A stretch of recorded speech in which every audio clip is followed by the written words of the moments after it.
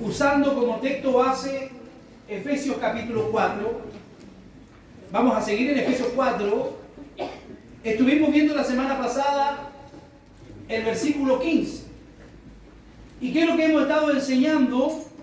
De alguna manera, la santificación progresiva. Pero dijimos que la santificación progresiva es un proceso que se va a tardar y que va a terminar hasta el día que nosotros enfrentemos la muerte. Terminaremos de luchar con nuestros pecados, nuestras conductas y nuestras faltas. ¿Ya? Pero que la santificación progresiva no es de alguna manera fácil de llevar y no es fructífera si es que de alguna forma nosotros no estamos insertados en una comunidad de fe. Lejos y fuera de una comunidad de fe, difícilmente vamos a poder recibir el crecimiento, la instrucción que cada uno de nosotros necesitamos. ¿Por qué? Porque como lo vimos la semana pasada, no se trata solamente de recibir instrucciones y llenarnos de conocimiento, sino que gran parte de nuestro desarrollo como iglesia se debe a las obras y a las acciones que nosotros desarrollamos. ¿Y cómo lo hacemos eso? A través de nuestros dones. Los dones de cada uno de nosotros tienen que estar puestos al servicio de la iglesia. Y eso estábamos viendo en Efesios capítulo 4. Vimos que los dones ministeriales, ¿cuáles son los dones ministeriales? Apóstol, profeta, evangelista, pastores, maestros. Los dones ministeriales son un regalo para la iglesia. Díganlo conmigo, ¿qué son? Un regalo en una iglesia donde hay un maestro, en una iglesia donde hay un pastor que esté trazando la palabra, en una iglesia donde hay un evangelista que esté llamando al arrepentimiento. Esos son dones que Dios ha dado a la iglesia como un regalo. Así que nosotros tenemos que aprender a valorar los regalos que Dios nos ha dado. A valorar y a honrar los regalos que tenemos. Tenemos una familia pastoral, honrémosla, obedezcámosle, sometámonos a su trabajo, sometámonos a su cuidado. Tenemos a alguien que tiene la maestría, que tiene la enseñanza, sometámonos, respetemos, escuchemos lo que se nos enseña, porque esos dones son un regalo que Dios ha dado a la iglesia. Y lo veíamos la semana pasada. ¿Para qué fueron esos dones entregados? Para la edificación. El versículo 12 lo decía de Efesios 4. Para la edificación del cuerpo de Cristo. O sea, todos los diplomas y todos los cartones que yo pueda tener ahí cuando usted se conecta y ve que tengo un montón de diplomas ahí atrás, todos esos diplomas y esos cartones y esos certificados tienen que ser puestos al servicio de la edificación del cuerpo de Cristo. A la edificación del cuerpo de Cristo. ¿Para qué? Para perfeccionar a los santos para la obra del ministerio. O sea, la idea en el Evangelio, la idea en el Señor es que nosotros nos vayamos perfeccionando, o sea, vayamos siendo mejores. Mejores. Pero ¿por qué será que a veces cuando se da con los años la gente se va poniendo peor? ¿Sí o no? A veces en las iglesias los hermanos llegan súper motivados y llegan con una actitud buena, llegan dadivosos, generosos, pero con el tiempo se empiezan a poner tacaños. ¿Conoce a gente así? Sí, conocemos. Que llegan motivados, pastor, quiero trabajar, quiero hacer acá, y después usted no los mueve con una grúa. ¿Por qué? ¿Por qué será? ¿Será que han dejado su desarrollo, su crecimiento? ¿Será que no está siendo efectiva la palabra en ellos? O lo más probable es que a lo mejor usted está poniendo su mirada en el hombre y ahí es donde está el error. Porque usted dice, si ella no lo hace, ¿por qué lo voy a hacer yo? Si el diácono no lo hace, ¿por qué lo voy a hacer yo?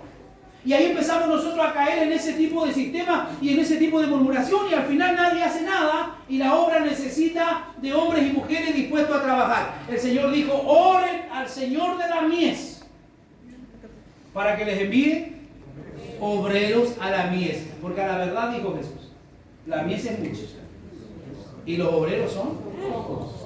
Levanten la mano todos los obreros que tenemos aquí. Amén. Gloria al Señor. A ver, de nuevo, le voy a preguntar. Levanten la mano todos los obreros que tenemos. Necesitamos obreros, gerentes hay hartos. Jefes hay hartos.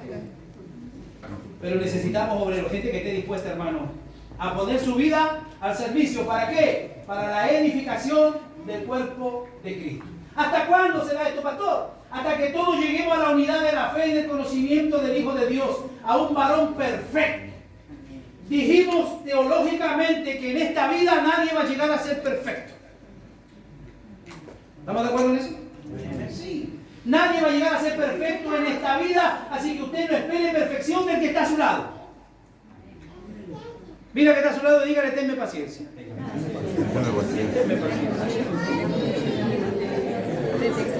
Algunos le hemos tenido mucha paciencia. Aleluya. Si está su esposo o su esposa allá al lado, usted sabe cuánta paciencia ha tenido. Pero hasta que lleguemos a ser un varón perfecto, y la palabra perfecto significaba, ¿qué significaba lo mismo pasado la palabra perfecto? Maduro. Una persona madura, una persona sobria, una persona seria. Avancemos, hermano, hasta que lleguemos a la estatura de la plenitud de Cristo. Verso 14. Para que ya no seamos niños fluctuantes, llevados por doquiera de todo viento de doctrina. También hablamos de eso el domingo pasado. Muchas doctrinas allá afuera que lo único que hacen es engañar. Usan astucia y están engañando a mucha gente, están engañando a muchas personas que de alguna u otra manera, de manera ingenua, hermanos, son atrapados por este tipo de falsas doctrinas. ¿Qué más dice? Verso 15. Sino que siguiendo la verdad en amor, crezcamos en todo, en aquel que es la cabeza, esto es Cristo. Y si no me falla la memoria, parece que ahí quedamos. ¿Sí? Dijimos que tenía que la verdad ser dicha y acompañada con amor. ¿Por qué? Porque de alguna manera todo lo que la iglesia mueve y todo lo que es la iglesia es gracias y en base al amor. Si usted y yo estamos hoy sentados en la silla ocupando un lugar en la iglesia, no es porque éramos los mejores, sino que se debe solo al amor de Cristo, al amor del Señor. Así que hoy día vamos a seguir avanzando. Vamos a ir al verso 16. ¿Qué es lo que nos dice el verso 16? De quien todo el cuerpo. ¿A qué se está refiriendo ahí con ese cuerpo? ¿Está haciendo una clase de anatomía? No, se está refiriendo a la iglesia. De quien todo el cuerpo bien concertado y unido entre sí por la coyuntura que se ayudan mutuamente según la actividad propia de cada miembro, recibe su crecimiento para ir edificándose en amor. El cuerpo, hermano, recibe su crecimiento y lo recibe de Cristo. ¿Quién es el que le da crecimiento a la iglesia? No lo vemos convencido. ¿Quién es el que le da crecimiento a la iglesia? Cristo. Nosotros como hombres, nosotros como humanos, como teólogos, como predicadores, como pastores, podemos tener muchas estrategias. Dentro de la rama también de la teología, hay una rama, una materia que se llama Igle Crecimiento.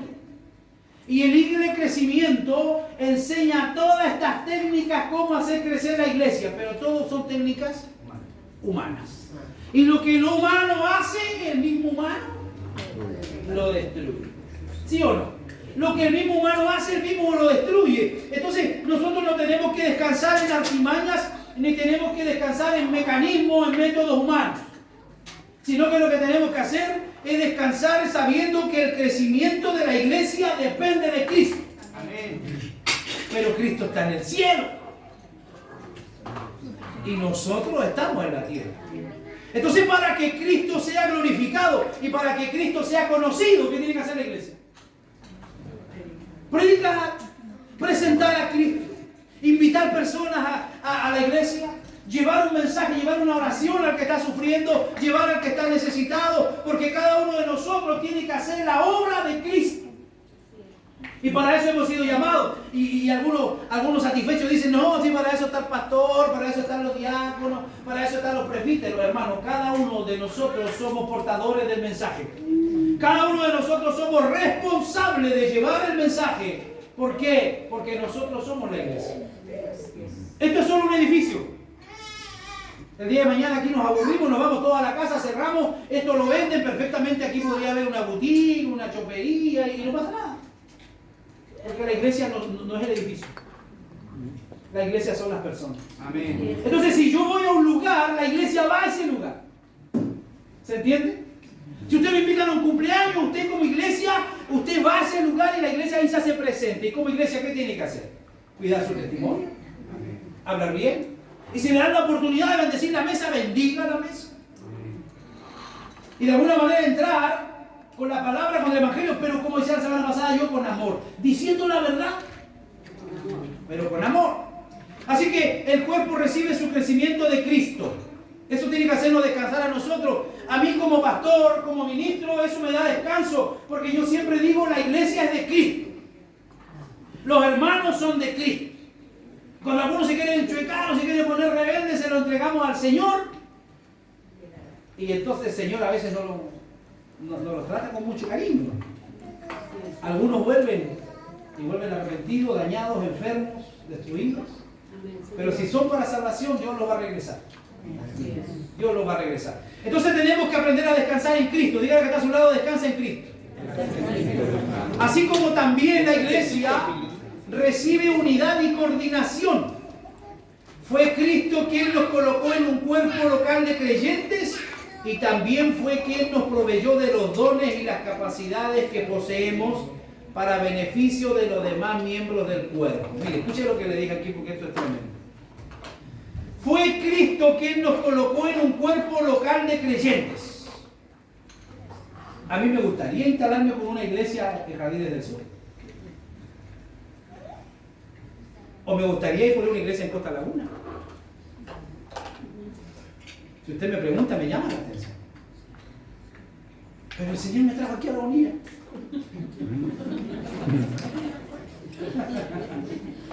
Cuando yo recién llegué a Antofagasta y empecé el ministerio, lo empecé predicando en una plaza. En la plaza de la Villa, en Las Parinas. Había que ser valiente para ir a predicar la Villa de Las Parinas. Había que ser valiente. Pero como yo venía de fuera, no tenía idea. Entonces un día alguien me dijo, ¿y dónde estás predicando? Yo estoy predicando de la Villa de Las Parinas. ¿Y qué haces predicando ahí? Me dijo, empezamos a predicar, la iglesia empezó a crecer, de pronto tuvimos 12, 15 personas y yo acudí a buscar ayuda de algunos pastores para que se hicieran cargo porque yo me motivaba a predicar. Eso era lo mío. Viajaba, me movía, predicaba. Y alguien me dijo, a ver, pero la gente, ¿dónde está la gente? Allí en la Villa de Las Parinas. Ah, no. Hubieron un par de pastores que rechazaron esa oportunidad de hacerse cargo de la iglesia que estábamos levantando nosotros. Yo después entendí por qué, pues yo no entendía por qué, pero era por el sector. Era por el sector. La iglesia que usted se sienta hoy día partió en esa plaza. Con hermanas que se convirtieron. Hubo una hermana que se convirtió 2 días o 3 días antes de ir a bailar a la Tirana. Era bailarina la Tirana ella. Y se convirtió 2 o 3 días antes y ella dijo, pastor, aquí hay un garaje en mi casa y quiero que aquí hagamos reuniones. Y ahí empezó la iglesia. Hermana Herminda, hermano José, ellos son de ese tiempo. Ahí empezamos, ¿sí? 2,50 metros nos dio el caballero, después vio que nos llenábamos, ya ocupen 1 metro más. Le ocupamos los 18 metros que tenía después mirando. Y de ahí salimos a este lugar, hermano. Pero ¿qué quiero decirle? Que de alguna manera el crecimiento siempre lo da el Señor y Él va a trabajar en esa medida, en la medida en que la iglesia logre, como dice este versículo, la unidad. Pero debemos entender que cada uno de nosotros forma parte de ese trabajo. No podemos descansar solo en el liderazgo de la iglesia. Es usted el que tiene que trabajar, llevar, predicar la palabra del Señor. Porque fue Cristo quien nos colocó en un cuerpo local de creyentes. Fue Cristo. Y eso yo le quería decir al principio. Fue el Señor, a Él le plació que yo llegara a esta ciudad, que de alguna manera estuviera predicando, donde comencé predicando y donde nosotros estamos hoy día, estamos por voluntad del Señor. Entonces cada uno de ustedes tiene que agradecer al Señor porque el Señor le ha placido al Dios todopoderoso, al Dios soberano, al Dios trascendente, le ha placido que usted ocupe un lugar en nuestra congregación. En nuestra congregación. Pero Dios los pone a cada uno, decíamos la semana pasada, según Él quiere. según Él quiere. Él coordina, hermano, la unidad y Él nos coloca en un cuerpo de creyentes y también fue quien nos provee con los dones. Mire, si Dios le mandó a usted a esta iglesia, es porque usted tiene dones que pueden bendecirnos a nosotros. Amén. Es porque usted tiene dones que pueden bendecirnos y que de alguna manera estamos orando y hemos orado para que Dios bendiga y traiga obreros a este lugar. Amén. Y cada uno de ustedes está aquí, no es por coincidencia. No es porque por uno u otro motivo, es porque el Señor lo ha traído. ¿Y cuál es entonces la responsabilidad en lo que respecta al crecimiento? Así como el cuerpo humano, todos los miembros están conectados, unos con otros para formar un solo cuerpo, también ocurre algo similar en la iglesia. Y ahí lo teníamos en Efesios 4:16. De que en todo el cuerpo, bien concertado y unido entre sí, por las coyunturas que se ayudan mutuamente, reciben, según la actividad propia de cada miembro, recibe su crecimiento para ir edificándose en amor. Y ahí nosotros tenemos que entender que cada uno de nosotros es parte de este cuerpo. No todos pueden ser ojos, no todos pueden ser orejas, no todos pueden ser manos, o no todos pueden ser pies. Imagínense un cuerpo lleno de pies. Se vería extraño, se ve grotesco, ¿no? Y no tiene mucha utilidad. Entonces cada uno de nosotros está con el don y el talento que Dios quería que nosotros estemos. La palabra griega que se traduce como coyuntura significa punto de contacto. ¿Qué significa coyuntura? Punto de contacto. Síganme la idea. La coyuntura es básicamente el punto de conexión donde dos piezas se tocan. En el caso de la iglesia, la coyuntura funciona como un canal a través del cual la provisión que viene de Cristo como cabeza se traspasa a los demás miembros del cuerpo. Y esa es la razón por la que Pablo dice que todas las coyunturas se ayudan mutuamente. Mire, lo que nosotros transmitimos cada domingo aquí por la mañana, lo que se transmite cada jueves por la tarde a través de los sermones y las enseñanzas, es lo que Cristo como cabeza nos está transmitiendo a nosotros. Iglesia Bíblica Maná de Antofagasta. Y eso nos va a servir a nosotros. ¿Para qué? Para el crecimiento. Entonces nosotros tenemos que entender, hermano, que detrás de todo programa o detrás de toda enseñanza que de alguna manera el Señor nos permite manifestarle a ustedes aquí, es Dios quien está detrás de todo eso. Fluyendo a través de los predicadores, fluyendo a través de los maestros. Él nos da la provisión que viene de Cristo y se traspasa a los demás miembros del cuerpo. Es ahí la coyuntura. Es la razón por la que Pablo dice que la coyuntura se ayudan mutuamente. Mutuamente. Dígale que está a su lado, estoy para tu servicio. Dígase. Debemos ayudarnos mutuamente, hermano. Mutuamente. Porque usted tiene talentos que yo no tengo. Usted tiene talentos que yo no tengo. Y yo siempre pongo ejemplos. Aquí hay ejemplos visuales, aquí, hermano, ejemplos vivos. ¿Qué le pasa un destornillador a Marcelo? Unos tornillos, le pasa una plancha, le digo coloca y Marcelo en un rato levanta una pared. Lo hemos visto cómo lo hace. Pero si yo le paso a Marcelo, ven acá, toma el micrófono, empieza a enseñar. Cada uno de nosotros es bueno en lo que hace, y lo que hace tiene que agradar y glorificar a Dios. Por eso Marcelo es el mejor tabiquero de Antofagasta. Amén. Amén. Rápido. Porque tiene que glorificar a Dios en lo que hace. Y tiene que entender cuál es el don y el talento que Dios le dio para edificar la iglesia. Y no andar por ahí envidiando lo que otros hacen. Porque eso que otros hacen es lo que Dios le mandó a hacer. Cada uno de nosotros tiene que trabajar, hermano, en el área donde Dios nos ha llamado a hacer. Eso nos habla de una ayuda mutua. La idea es que cada una suministra a las otras lo que recibe de la cabeza.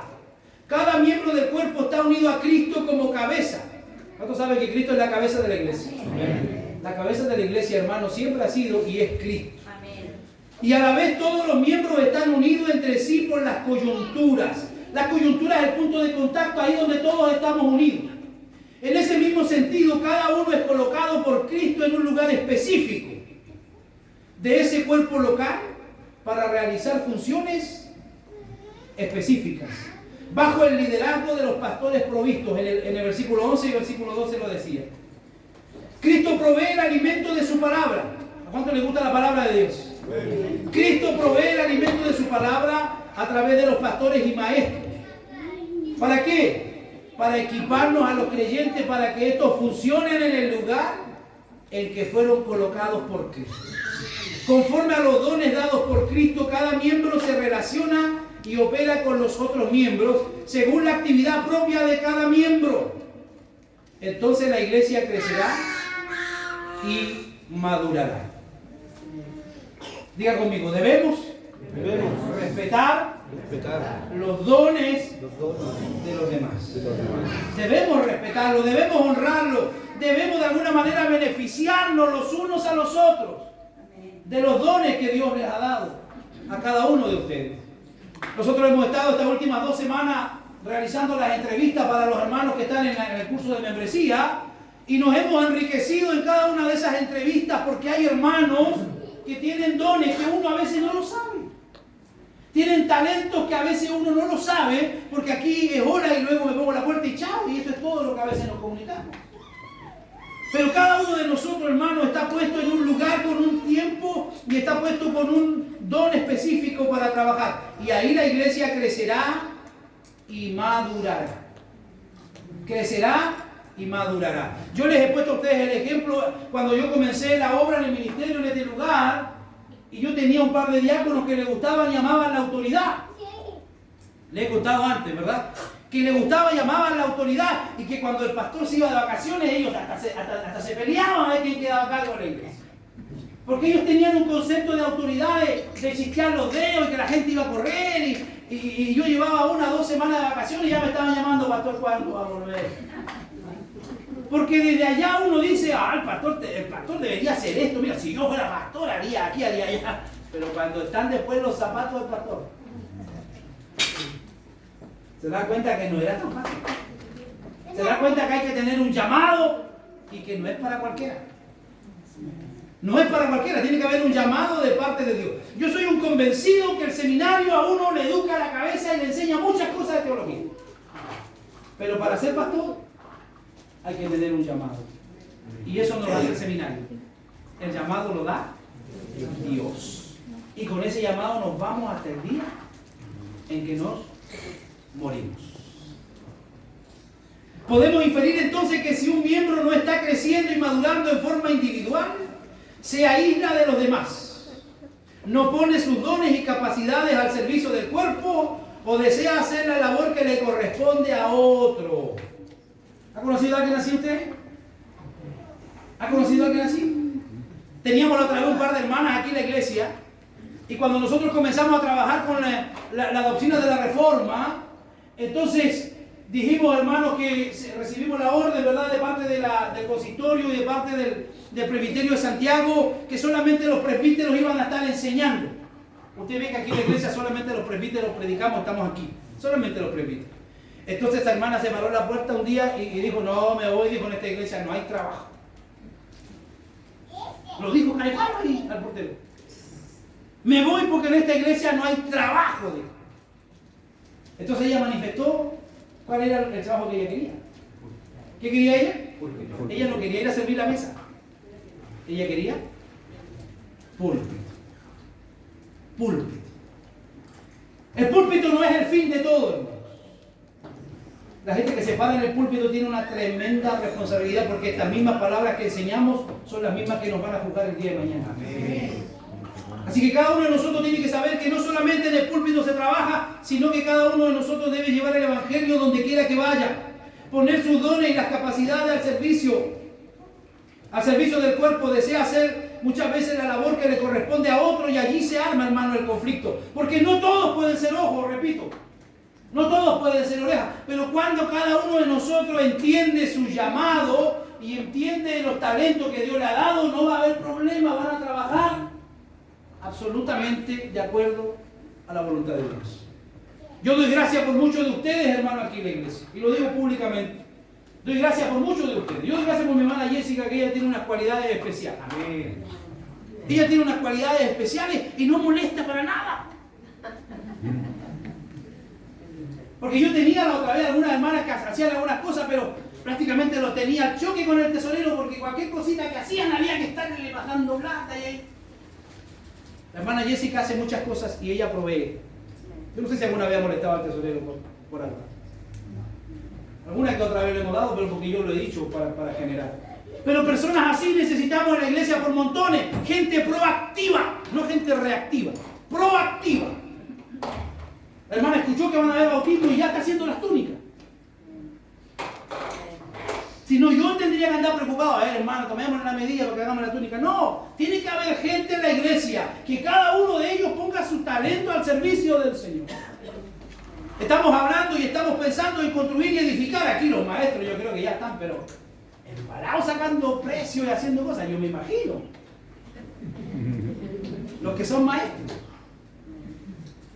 Pero necesitamos, hermano, hacer lo que Dios nos mandó a hacer y no afectar lo que otro fue llamado a hacer. Porque la conclusión es bastante clara y directa al punto de que ningún creyente puede obviarla. Solo es posible que una iglesia avance hacia la madurez en un contexto de unidad y amor. Difícilmente una iglesia podrá avanzar si no hay entre sus filas unidad y amor. ¿Qué tiene que haber en la iglesia? Unidad y amor. Eso es algo, hermano, que de alguna manera debemos trabajar. Porque eso no cae del cielo, la unidad no cae del cielo. Aquí yo le tocaría con una varita mágica a todos ustedes, nos vamos todos unidos hoy a la casa. Eso no funciona así. La unidad no es algo que aparece de un rato para otro. La unidad se trabaja. La unidad se trabaja. Trabajan los caracteres. Trabajan aquí, hermanos. A veces se van a producir roces en la iglesia. Porque no todos tenemos el mismo carácter. Hay hermanas que son mandonas, ¿no? ¿Conoce alguna de ustedes?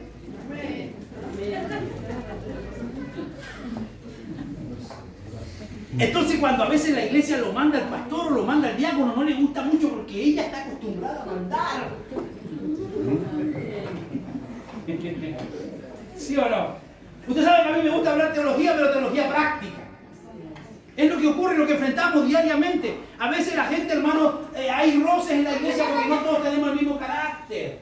Y como dije al principio, algunos dicen, no, pero que quiero hacer yo no soy el tesorero. ¿Para qué voy a hacerlo yo? ¿Para qué me molestan a mí? Necesitamos estar al servicio y a la disposición del Señor, hermano. Con unidad. La unidad se trabaja. La unidad se trabaja. La unidad es algo que no es fácil, porque tenemos diferentes caracteres, tenemos diferentes motivaciones. Hemos sido criados de manera diferente. Pero cuando llegamos en Cristo, nuestra mentalidad debe ser una mentalidad, hermano, de humildad. El Señor dijo, aprendan de mí porque yo soy manso y humilde. Y una persona mansa es una persona que se deja enseñar. Que se deja enseñar. Todos y cada uno de nosotros tiene mucho que entregar en la obra del Señor. Y los demás tenemos que permitir que se nos enseñe. Que se nos enseñe, porque hay áreas donde nosotros no nos manejamos. Unidad y amor. Amor. Pablo da una lección y Pablo da una clase y dice cómo es el amor. El amor todo lo cree. Todo lo cree. Todo lo espera. El amor no es apurón. No es apurón. Nosotros como liderazgo, nosotros como pastores a veces quisiéramos que la iglesia ande pero como un relojito y a veces no es así. Tenemos que aprender a esperar que los hermanos crezcan, que los hermanos maduren, que la gente, la palabra haga efecto en su vida para que podamos trabajar luego en unidad y en amor. Yo le digo a ustedes, el próximo domingo venimos todos los hombres con pantalón negro y camisa blanca y corbata roja. ¿Eso es unidad? ¿Qué es eso? Uniformidad. Y la uniformidad no es lo mismo que la unidad. Tengo que poner de mi parte para que haya unidad. Juan Bautista dijo en alguna oportunidad, es necesario que yo mengüe para que Jesús crezca. A veces la unidad va a requerir que nosotros menguemos para que otro pueda crecer. A veces los más maduros de la iglesia tienen que servir como una especie de puente para que otros a veces los pasan pisando. Pero como nosotros somos humildes y queremos el crecimiento de la obra, a veces soportamos ese tipo de situaciones. Por la unidad. Para que podamos crecer en el contexto de unidad y amor. La iglesia, si hay algo que tiene que motivarlo, es el amor. El amor. No porque me van a dar las gracias, no porque me van a poner un cuadro de honor o porque me van a estimar más, sino todo lo que usted haga, hágalo por amor. Así sea, darle la silla a un hermano, darle el asiento a un hermano, hágalo, no lo haga rezongando, hágalo con gozo. Si el día de mañana le toca que lo saque a usted el portero de la silla para darle una visita, no se haga rezongando, usted hágalo con amor. Bajo un liderazgo bíblicamente establecido. La casa de Dios, dijimos la semana pasada, que es ¿qué? Columna y baluarte de la verdad. Es el lugar en donde el cristiano es equipado con la verdad. Donde aprende del amor de Cristo. Ejerce el amor a Cristo al amar a su pueblo. ¿Cómo yo puedo decir que amo a Cristo si nunca lo he visto? ¿Cómo yo puedo decir que amo a Dios si nunca he visto a Dios? ¿Cómo cree usted que podemos realizar esa práctica y llevarla, hermano, valga la redundancia, llevarla a la práctica? ¿Cómo lo podemos hacer con el amor? Amando a mi hermano. ¿Por qué? Jesús dijo y hablaba en una parte a sus discípulos: tuve hambre y me diste de comer. Tuve sed y me diste de beber. Tuve enfermo en la cárcel y me visitaste. Y los discípulos: maestro, no me acuerdo. ¿Cuándo hicimos eso contigo? Jesús le dijo: cuando tú lo haces con uno de estos pequeños, lo estás haciendo conmigo y a mí me lo estás haciendo. Cada favor, cada beneficio, cada obra de amor que usted hace por un hermano, lo está haciendo por Cristo. Y tenemos que aprender, hermano, aprender del amor de Cristo, ejercer el amor a Cristo al amar a su hermano. Mira que está a su lado. ¿Usted ama a su hermano?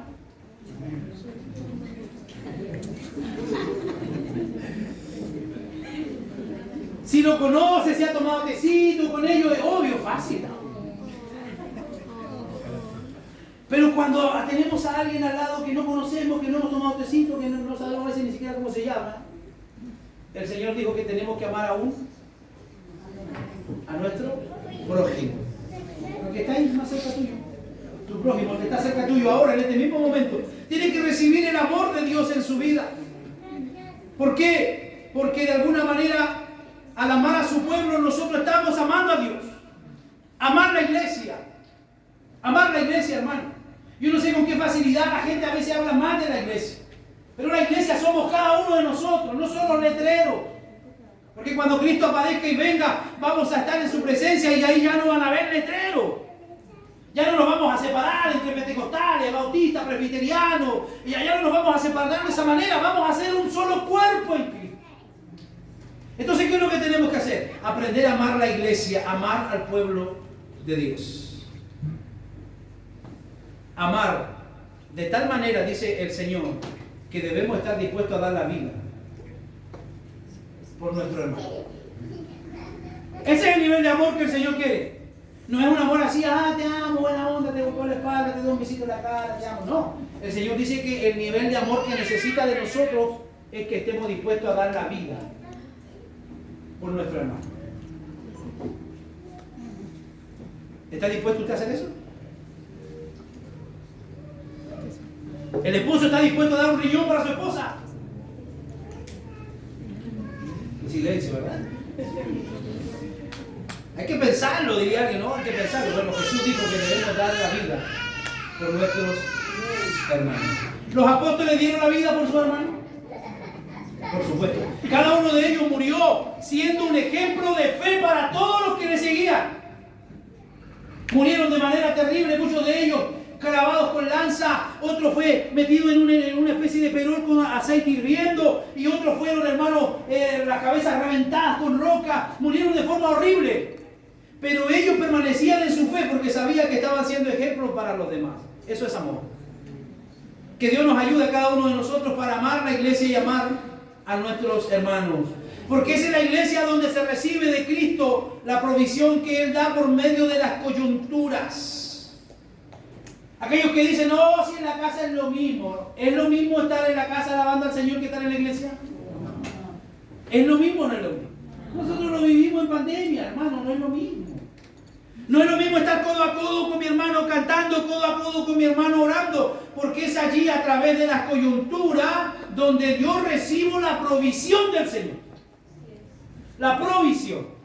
Esa palabra provisión tiene que ver con la palabra providere, que Dios conoce de antemano. Eso se refiere.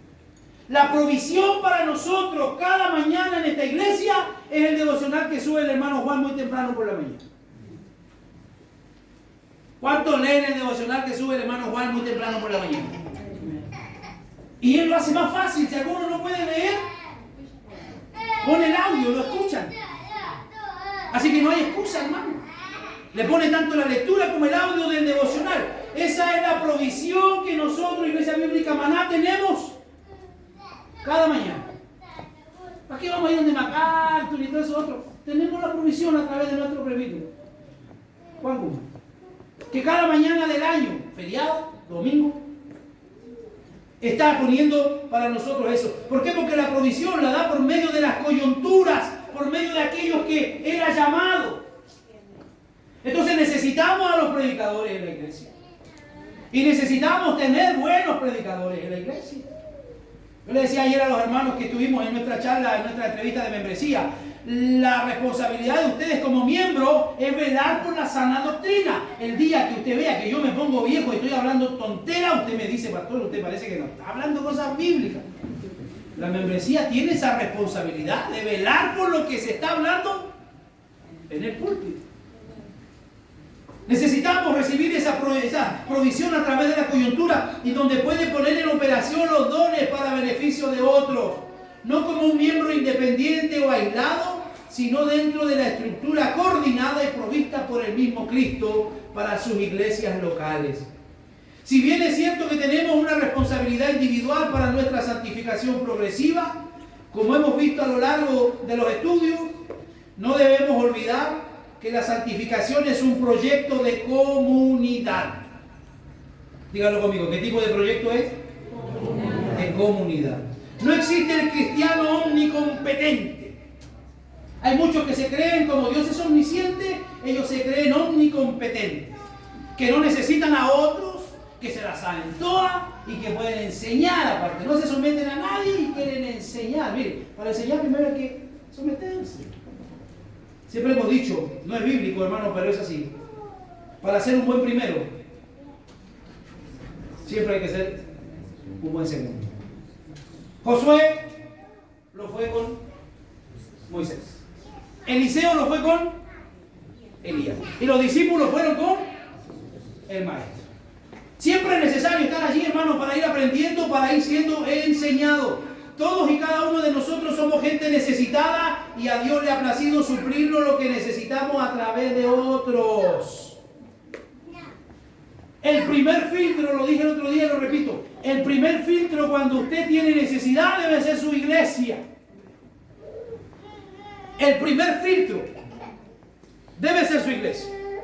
Hoy en día tenemos a nuestros niños expuestos, hermanos, en los liceos, en los colegios. Hay muchas cosas raras que se están moviendo en el ambiente dentro de los liceos, dentro de los colegios, en la universidad. Y a nuestros niños hoy día los están diagnosticando así a tonta y a loca, con autismo, con TEA y con cuánta otra cosa. Una profesora que no tiene idea de lo que está hablando y le coloca y llévelo para allá y llévelo para acá. Nuestros niños están siendo manipulados y usados en esa área. Cuando alguno de ustedes se enfrenta a esa situación, ¿qué tiene que hacer? Primero, pedir ayuda en la congregación. El primer filtro que tiene que hacer es pedir ayuda a la congregación. En la congregación hay gente preparada que a usted le puede ayudar. Si se trata de consejería, tenemos suficiente consejero en la iglesia para escucharle y para darle un consejo bíblico. El tema es que a la gente no le gusta que uno la aconseje por la Biblia. Es más fácil irse a sentar al sillón del psicólogo, el psicólogo le va a escuchar, le va a decir está todo bien, y lo va a mandar al psiquiatra, y el psiquiatra le va a meter un par de pastillas, y se van por ese lado. Pero muchas veces los problemas que la gente enfrenta son problemas espirituales.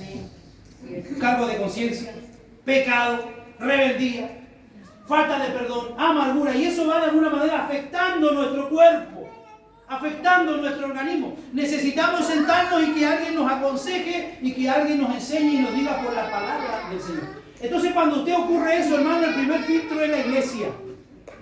La iglesia. Que lo aconsejen de la iglesia, que le den un consejo, que los hermanos oren por usted, por sus hijos. Y luego de eso, si el problema persiste, vamos al psicólogo. ¿Y quiere que le diga por qué? Porque muchos de los problemas que el ser humano enfrenta son del alma. Amén. ¿Y quién conoce el alma? Dios. Y un gentil mundano, hijo del diablo, ¿le va a poder a usted orientar en su alma? No. Otra cosa es que usted vaya a un psicólogo cristiano. Ahí le podría creer recién. Pero a cualquier psicólogo no, porque cualquiera de ellos no sabe, no puede intervenir en los problemas del alma. Entonces a la iglesia hay gente capacitada que le va a ayudar.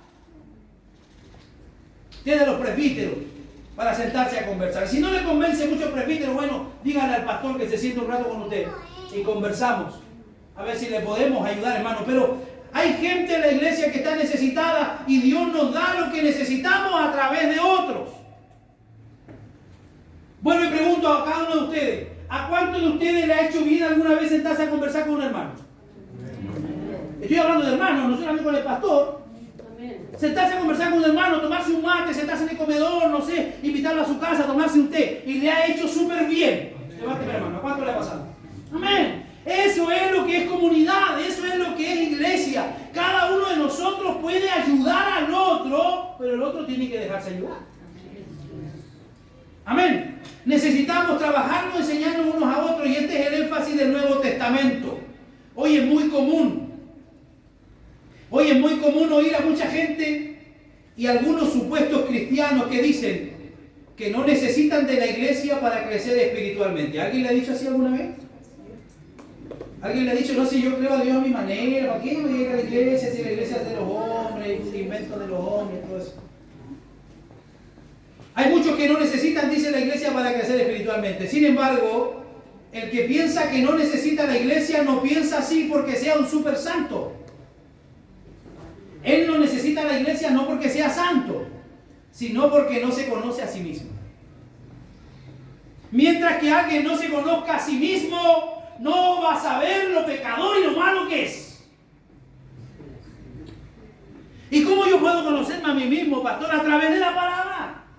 La palabra es la que va evidenciando nuestras malas actitudes. La palabra va evidenciando nuestros pecados. El gran R.C. Sproul dice: es común escuchar a personas declarar que no necesitan unirse a una iglesia para ser cristianos. Ellos proclaman que su devoción es personal y privada. ¿Me ha escuchado usted esa terminología? Es como muy común. Mi relación es personal y privada y no corporativa ni institucional. Pero este no es el testimonio de los grandes santos de la historia, sino la confesión de un necio. El que diga no necesito la iglesia no es un sabio, es un necio. Pablo describe a los corintios el funcionamiento práctico de la iglesia en una forma similar a como lo hace a los efesios. Vamos por favor, hermana, con los últimos textos para ir terminando. Primera de Corintios 12.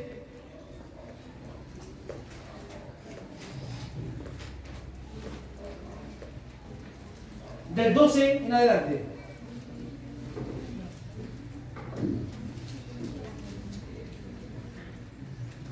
Porque así como el cuerpo es uno, ¿cuántos cuerpos hay? Uno. Y tiene muchos miembros, pero todos los miembros del cuerpo, siendo muchos, son un solo cuerpo, así también Cristo. Porque por un solo espíritu fuimos todos bautizados en un cuerpo, sean judíos o griegos, esclavos o libres, y a todos se nos dio a beber de un mismo espíritu. Además, el cuerpo no es un solo miembro, sino muchos. Si dijera el pie, porque no soy mano, no soy del cuerpo, por eso no será del cuerpo. O si dijera la oreja, porque no soy ojo, no soy del cuerpo, por eso no será del cuerpo. Si todo el cuerpo fuese ojo, ¿dónde estaría el oído? Y si todos fuesen oído, ¿dónde estaría el olfato? Más ahora, lea conmigo verso 18, ¿qué dice? Más ahora, esa parte me interesa a mí que usted la entienda. Más ahora, Dios ha colocado los miembros, cada uno de ellos en el cuerpo, como ir a los jardines de Dios, ¿sí o no? Pero ¿qué dice el texto? Que Dios nos colocó como Él quiso. Porque si todos fueran un solo miembro, ¿dónde estaría el cuerpo? Pero ahora son muchos los miembros, pero el cuerpo es... Ni el ojo le puede decir a la mano, no te necesito, ni tampoco la cabeza a los pies, no tengo necesidad de vosotros. Antes bien los miembros del cuerpo que parecen más débiles. A ver, léalo ese para que le quede grabado. El verso 22. Antes bien los miembros del cuerpo que parecen más débiles son los más necesarios. Que parecen los más débiles. Usted no los va a ver nunca en el púlpito. No los va a ver nunca en el púlpito. No lo va a ver nunca levantando una oración. No lo va a ver nunca haciendo parafernalia, muchas cosas. Pero dice que son ¿quiénes? Son los más necesarios. Así que dígale que está a su lado, tú eres necesario. Y aquellos del cuerpo que nos parecen menos dignos, a eso vestimos más dignamente. Y los que nosotros son menos decorosos se tratan con más decoro. Porque los que nosotros son más decorosos no tienen necesidad, pero Dios ordenó el cuerpo. Verso 24, léalo. Dios ordenó el cuerpo dando más abundante honor al que le faltaba, para que no haya desaveniencia en el cuerpo, sino que los miembros todos se preocupen los unos por los otros. Wow, eso sí es tremendo. No, que se preocupe el pastor, los hermanos, para eso. ¿Qué dice este texto? Léalo de nuevo.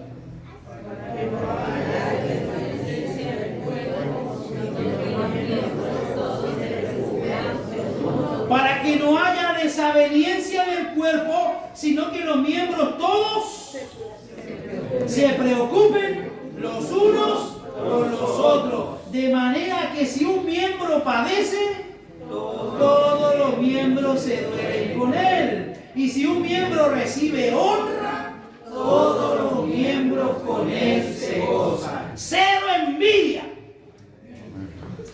Cero envidia. No hay lugar para la envidia en la iglesia. Si mi hermano lo está pasando mal, yo trato de estar ahí con él. Y si mi hermano en su trabajo es promovido, si mi hermano recibe algún honor, recibe alguna honra, pero que debe estar arreglado. Antes que empiece la Copa América dijimos que estaba arreglado y que iba a ganar Argentina. ¿Cuánto lo dijimos? Yo lo dije. Pero en la iglesia no es así, hermano. En la iglesia no es de esa forma. Cada uno de los miembros recibe honra, todos los miembros con él. No, que es favorito del pastor, no es así. La gente que me conoce aquí sabe que yo no tengo vacas sagradas. No me caso absolutamente con nadie. Somos todos hermanos en Cristo, así yo puedo disciplinar desde el más pequeño hasta el más viejo. Porque no me caso con nadie, hago mi trabajo y lo hago de la mejor manera posible. ¿Qué le parece si toma la mano de alguien? Hasta aquí vamos a quedar para que usted se recuerde el próximo domingo.